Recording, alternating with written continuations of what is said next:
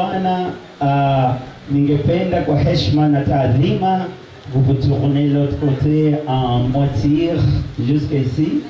C'est parce que tout le monde faut qu'il voyait dans toutes les bars. Ningependa kuwajulisha familia ya bwana harusi ambaye jina lake ni Mr. Etienne.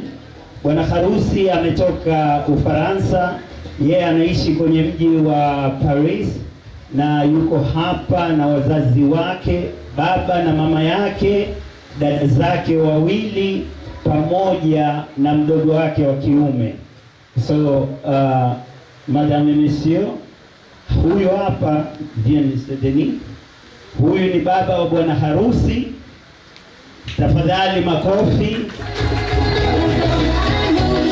Hii ndio familia mpya.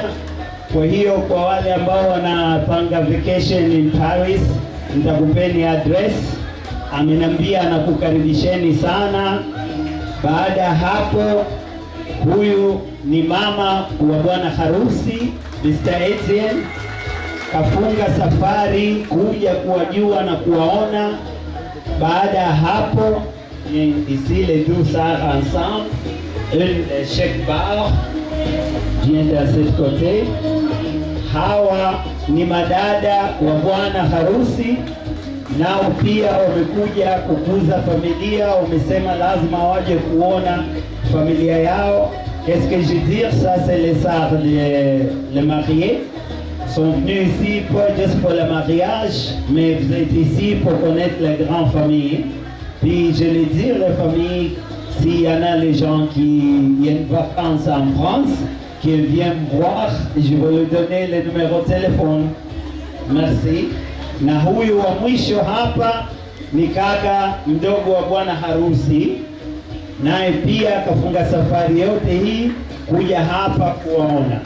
Merci beaucoup la famille.